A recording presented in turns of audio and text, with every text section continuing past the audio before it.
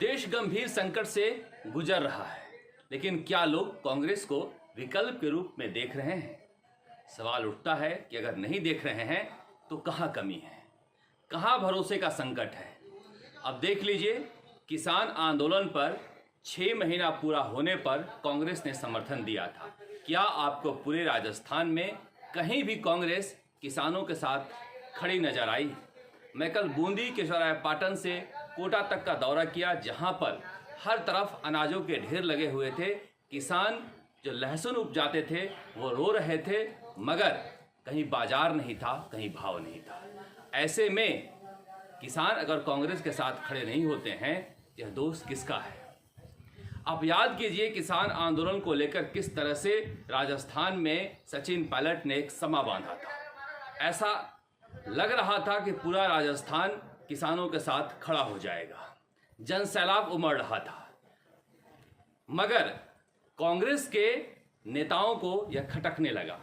कांग्रेस में संकट यह है कि शीर्ष पर बैठे नेता काम करते नहीं हैं और जो काम करना चाहता है उसे काम करने देते नहीं हैं। इसीलिए संगठन धीरे धीरे दम तोड़ देता है और कार्यकर्ता घर बैठ जाते हैं। अब देख लीजिए, जिस तरह से राजस्थान में कृषि बिल के खिलाफ एक माहौल बना हुआ था, आज कहीं नहीं दिख रहा है। इसका दोषी कौन है? किसने सचिन पायलट को रोका?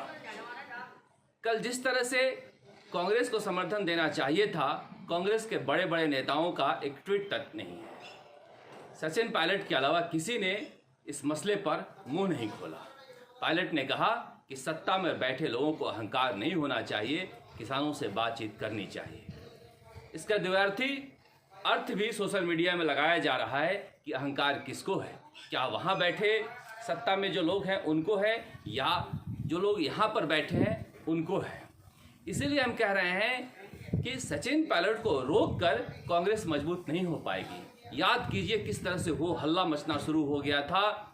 कांग्रेस में प्रसाद पाए लाभ के पदों पर बैठे लोग लिखने लगे थे कि सचिन पायलट कृषि बिल के जरिए अपनी फीजा बना रहे हैं, कांग्रेस पार्टी के मंच पर उन्हें काम करना चाहिए। अब कांग्रेस पार्टी का मंच कहीं किसानों के साथ लगा दिखता ही नहीं है, सचिन पायलट जाए कहाँ?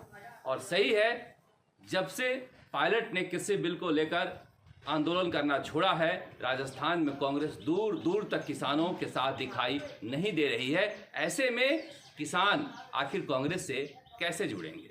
यह तो बात किसानों की हो गई, मगर बात इंसानों की भी कर लेते हैं। जिस तरह से लोग मारे मारे फिर रहे हैं, सरकार कह रही है कि चिरंजीवी स्वास्थ्य बीमा योजना हमने लागू कर दिया है, लेकिन लोग याद कर रहे हैं वसुंधरा राजे को। गांव गांव में कह रहे हैं कि इससे अच्छा तो भामाशाह स्वास्थ्य बीमा योजना था, जिसमें कम से कम इलाज तो मिल जा रहा था।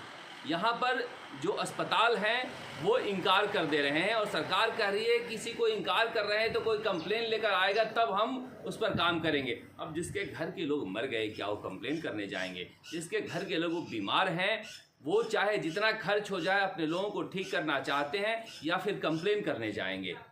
आए दिन अखबारों में कंप्लेन छप रही है, क्या सरकार को संज्ञान लेकर देखना नहीं चाहिए? इतनी अच्छी योजना है और यह योजना इस तरह से लोगों को परेशान कर रही है कि लोग दुखी हो गए हैं। गांव गांव का हम दौरा कर रहे हैं और हर जगह यही शिकायतें आ रही हैं कि कोई भी चिरंजीवी योजना के तहत बेड नहीं दे रहा है, सब नगद मांग रहे हैं, बिल भी नहीं दे रहे हैं कि बाद में जाकर कंप्लेन करें।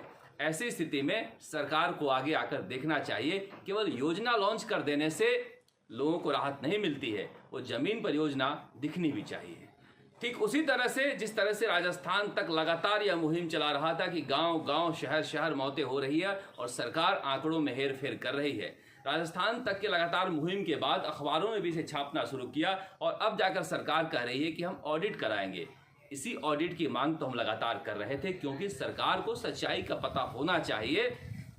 जिस तरह से मौतें हो रही हैं, सरकार के पास उसका फीडबैक पहुंच नहीं रहा है, जिसकी वजह से सरकार को लगता है कि सब कुछ हमारे राज्य में ठीक ठाक चल रहा है, जबकि ठीक ठाक नहीं है। इसीलिए कहा जा रहा है कि निंदा करने वाले को पास रखना चाहिए।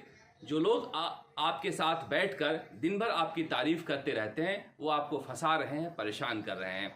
इसी तरह की घटना मुझे याद आती है कि जब मुख्यमंत्री अशोक गहलोत का दूसरा कार्यकाल चल रहा था, एक बार उन्होंने मुझसे पूछा कि ये मुफ्त दवा योजना जो है कैसी चल रही है, इसी के आधार पर कांग्रेस की वापसी हो सकती है। मैंने कहा कि ग्रामीण इलाकों में लोगों को बहुत ज़्यादा इसका फ़ायदा मिल नहीं पा रहा है। लोग अभी भी निजी अस्पतालों में जा रहे हैं और वहाँ से दवाइयाँ खरीद रहे हैं। उन्हें ये फीडबैक ठीक नहीं लगा था। उसके बाद उन्होंने दोबारा मुझसे पूछा भी नहीं। लेकिन अगर ये योजना इतनी अच्छी थी और ज़मीन पर उतर जाती तो यकीन मानिए 21 सीटें नहीं आती।